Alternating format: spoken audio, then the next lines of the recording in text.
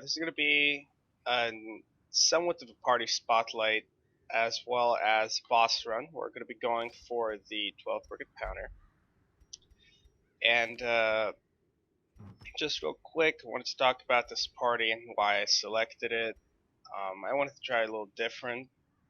This isn't a party I've ever run before. Usually I have a jester in position 4 or an occultist in position 3, a jester here or something like that.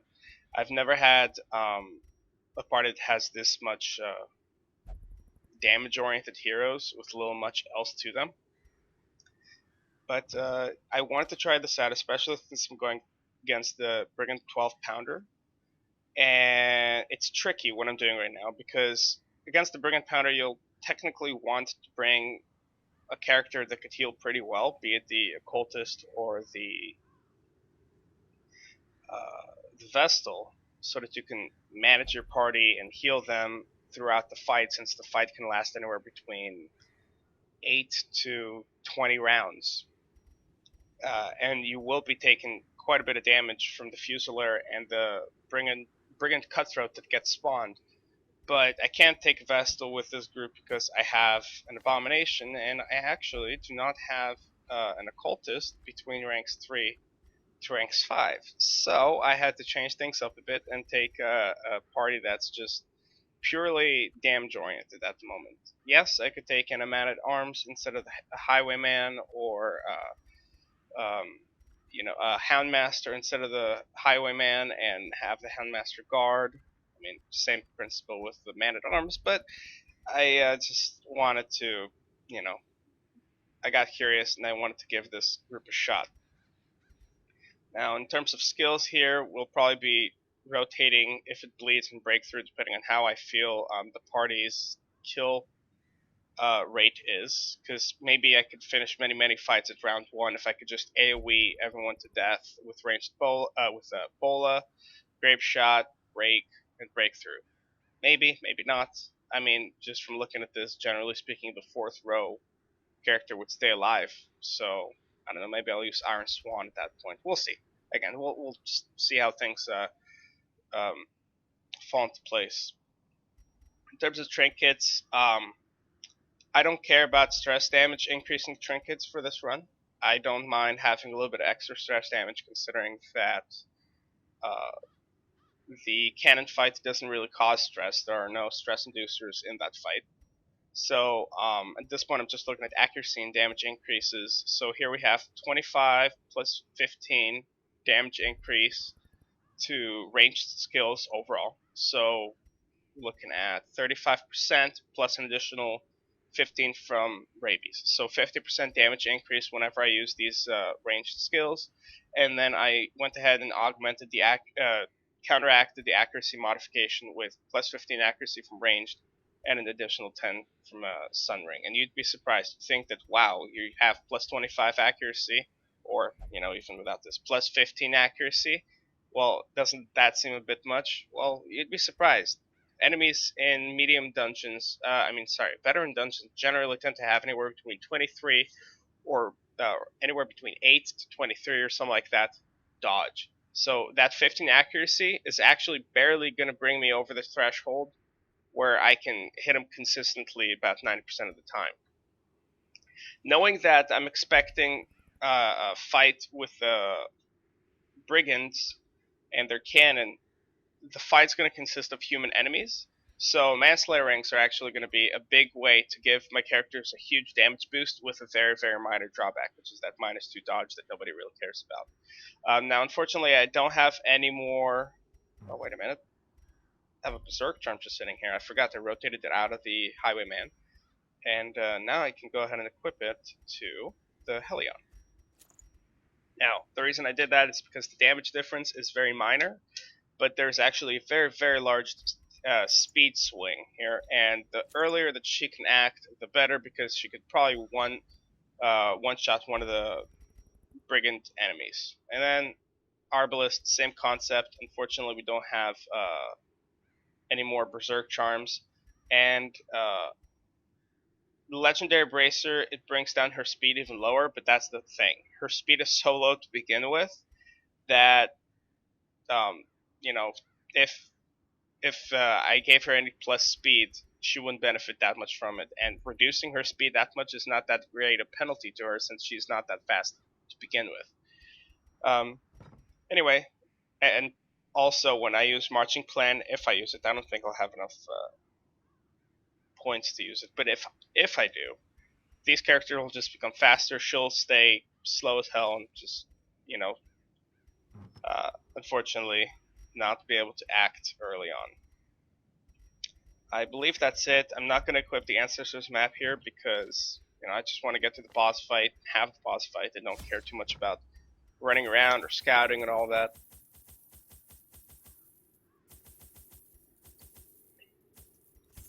Now, considering that this group doesn't have a healer, I'm going to go ahead and bring as much food as I possibly can and an extra medicinal herb for any corpses that I do find so that I can interact with them. Whispers of heresy roused the rabble to violent action. Such was the general air of rebellion that even my generous offer of gold to the local constabulary was rebuffed. To reassert my rule, I sought out unscrupulous men skilled in the application of force.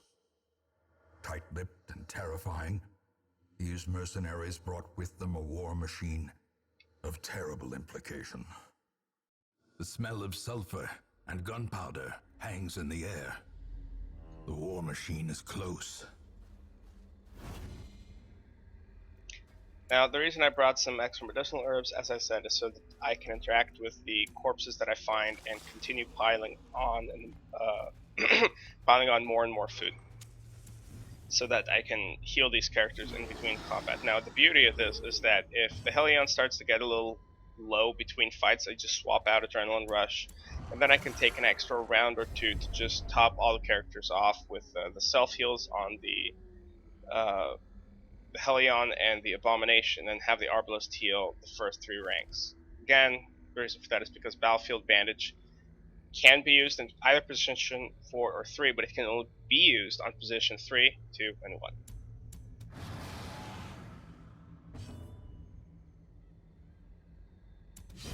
Continue the onslaught. Destroy them all. Now, I seldom use Breakthrough, but, and I may actually unequip it after this fight, and just re-equip it right before the boss fight. But, I mean, at the very least, it had its uses, right? It's had its use right there. We finished off a low health cultist, witch, and got some spillover damage on these fungal grabbers.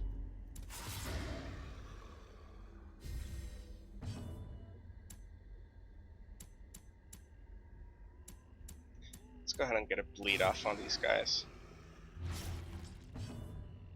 I'm gonna go ahead and stun him. Now, the reason I stun him instead of attack them is because she already had minus 20% damage debuff on her, so trying to attack him really wouldn't have done that much for me. So I was just better off to just stun him and prevent them from being able to act this turn overall. And I'm actually going to go ahead and use WAP here again and see if I could get an additional stun on him, because the base stun rate on this ability is incredibly high. So there we go. Even with the stun resist buff, they could still very well end up getting stunned. Confidence surges as the enemy crumbles. And I'm just going to go ahead, and since he's dead here to bleed next round, I'm just going to go ahead and use everyone's their formation is broken. It's going to go ahead and use the Arbalist's heal here instead of finishing him off the Arbalist. You could get my Hellion just a tad more topped off.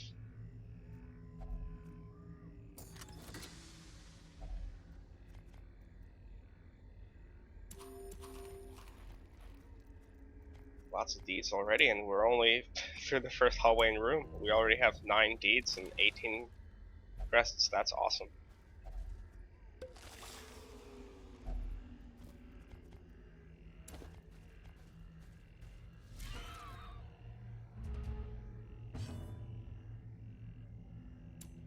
Gonna go ahead and transform anyway. I don't want these maggots to get to act Press this first, advantage. because if they Give them stun no or put some quarter. stress out, or crit even for like 20 or 30 stress, I'm not gonna be happy with that.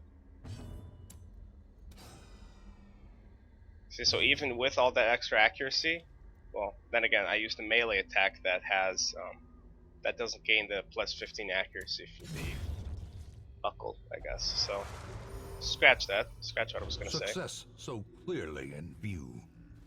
Or is it merely a trick of the light? Now, I would camp early on and start getting the buffs off on these characters right off the bat, but considering that we don't have a healer, I want to use the firewood to the best of its The ground quakes. use, which would be to feast with 8 food, and let's do this. I'll damage him, and then I'll use Grape Shot here too. Actually, I'm gonna use Pistol Shot. Really? That was a low-end hit. That was unfortunate. Whatever. Anyway, I want to feast so that I could heal everyone for up to 25% health. That would be the absolute best case scenario. Even if I buff these characters, it's not going to change. Whoops, did not mean to do that. Meant to use Wicked Hack or the stun. But anyway, even if I do, About to break. oh shit, I need to remove that. Luckily, I have some bandages with me. Yes, arguably buffing these characters could result no with intrinsic merit, unless inordinate exsanguination be considered a virtue. enemies that are killed more quickly and thus prevent damage. But at this point, I'm doing well enough to not have to warrant an increase in combat prowess yet. So instead, I'd rather wait for some scenario where I meet an enemy that, like a ghoul or giant, where those buffs wouldn't do much in terms of preventing damage. They'll maybe end the game, the fight one round earlier, but it wouldn't stop him from saying he was using Tree Branch Smackdown and dealing 20 or 30 damage to one character. So, I'm essentially The light, the promise of planning safety. for the worst. I was. Let's get rid of that too.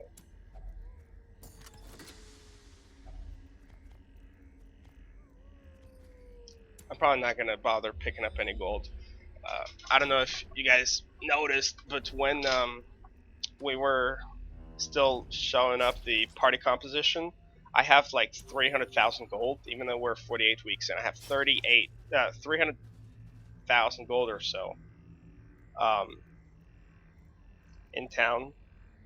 Hold on, gotta get rid of that debuff.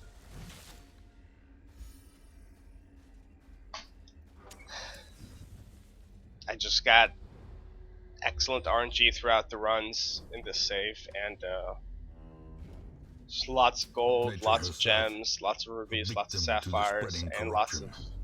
Malformed heirlooms with that just misintent. allowed me to save a lot of gold and pick up a lot of gold, of course, before entering dungeons. So at the moment, I can go ahead and put more focus into picking up trinkets and heirlooms. Now, the reason that usually I would discard a common trinket and just pick up like 1,500 gold, but the reason I'm taking them is because the game's final dungeon is going to drop in 2 days, and I have no idea what kind of trinket changes to look for. You know, I don't know if this is going to get changed, better, weaker, if any of the current trinkets that the Abomination uses will become better or worse. Remind So, yourself, like, I don't know if these are going to become better or worse, buffed or nerfed. So, I just would like to have one, at the very least, one of every trinket available, just so that they could kind of get an idea of what to equip at that point, what the quote-unquote better and worse trinkets become, and resupply and re-equip my characters accordingly. Now, I have to say, even without camping, we've barely taken damage. That's absolutely tremendous. Well struck.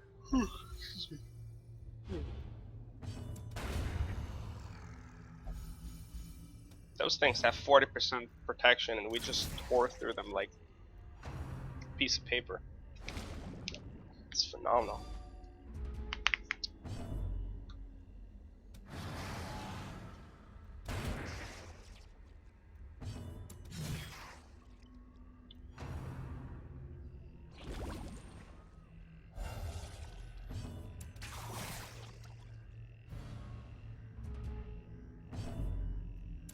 Their cursed champion falls.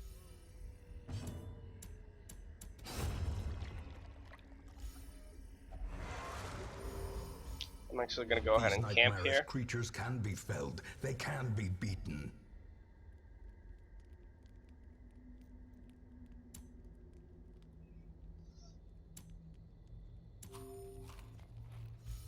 I didn't see the second stack of food right next to that 8 stacks. I was like, wait, am I really going to use up all of my food here? Alright, now, of course, clean guns, Eastern crossbow, psych up, and sharpened spear. And now, there we go. Everyone's nice and used their self buffs.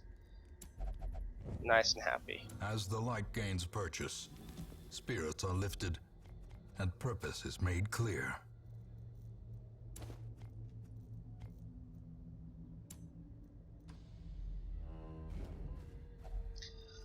There are the corpses, so we can go ahead and at this point have nice and lots of food in case we encounter some shambler altar or something, so that after the boss fight, if these characters aren't too stressed out, we can do that too. But honestly, I don't even expect to end up using this food prior to the fight because of how well this party is performing so far.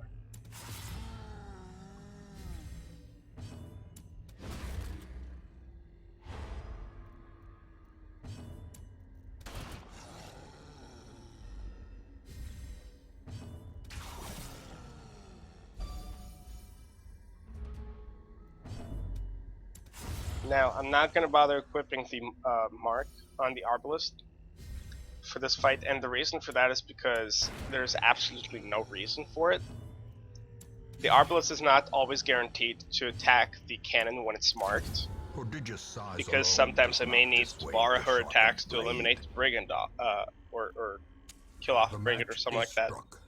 A blazing star is born.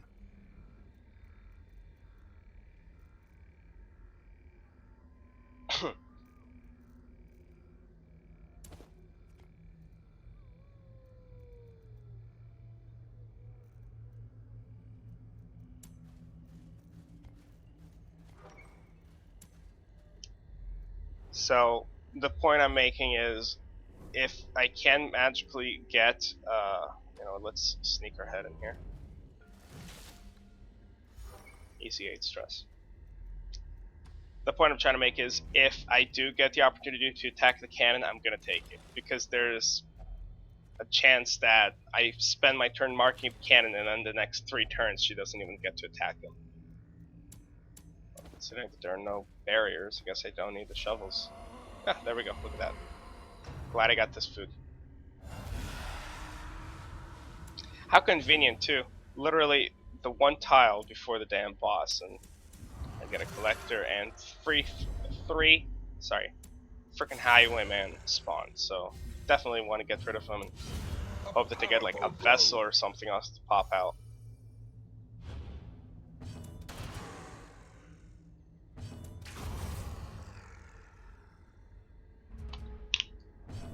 So I ended up literally taking no damage, and I did end up getting some spillover damage on the collector, so that's awesome.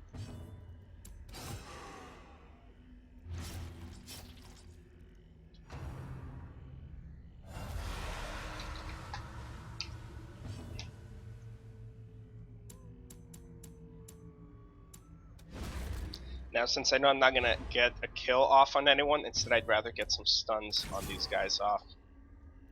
And since I do want to end up using the Helion's damage next turn, I'm going to... Oh, no, never mind. I got rid of my medicinal herbs. You can actually use medicinal herbs to get rid of these debuffs.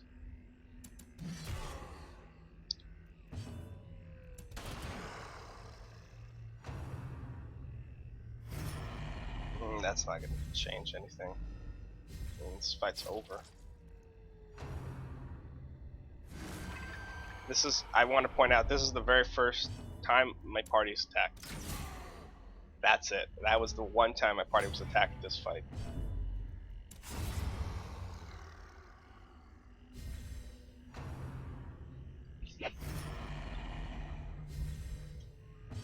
Hey, cool story, bro. Let's guard. Oh, sweet. A trifling victory, but a victory nonetheless. I'll actually go ahead and equip this here.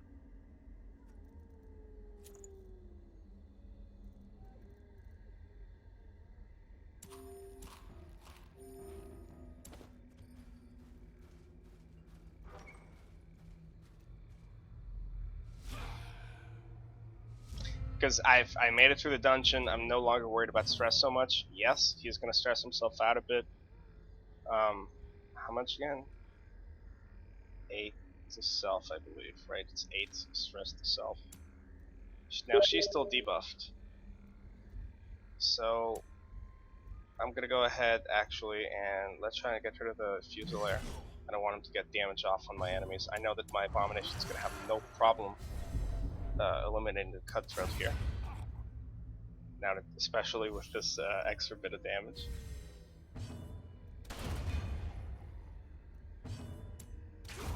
There we go. Now, this is the beauty of this composition. I eliminate the entire enemy forces and still manage to get some damage off on the cannon. I dealt a whopping 10 damage to that cannon last round. Now I could just have everyone focus the cannon down.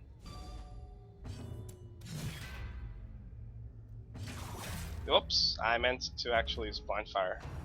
I clicked to skip character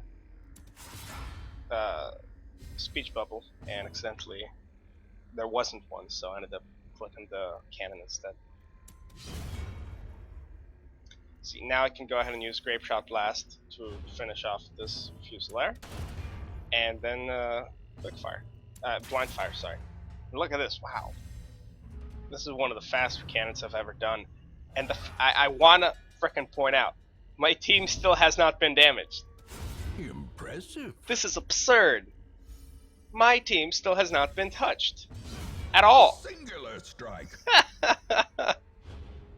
This is awesome. This is definitely one of the faster Brigand fights I've ever done. And the main purpose of, or the main cause for what's doing this in this particular run is the fact that we don't have a healer, we don't have a utility character, we just went full offense and it's paying off big time. Jeez, oh my god. A corpse of twisted metal and Oh wow, splintered this wood. honestly, I'm home surprised at amongst the how freaking headstones. efficient this group was.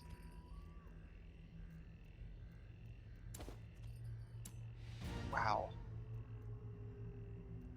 I'm speechless. I'm absolutely surprised at how well this group did.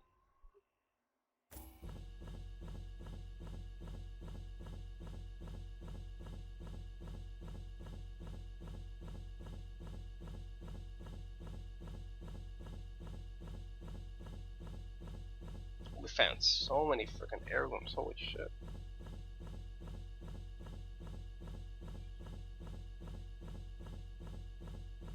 Let's see, that's 13, 16, 9, 23. No. 16, 22, 43. Jeez. 85 heirlooms. It's absurd. Natural swing. That may actually be something to lock on the Hellion, I'm not 100% sure. But, I mean, that extra bit of accuracy would make me more comfortable giving her 2 damage increasing trinkets instead of just All my 1 damage life and I 1 could feel accuracy an trinket. insistent gnawing in the back of my mind. Because that It plus was a 5 yearning, accuracy a alongside with thirst for battle trance discovery that could should be be neither more than numbed enough. nor sated.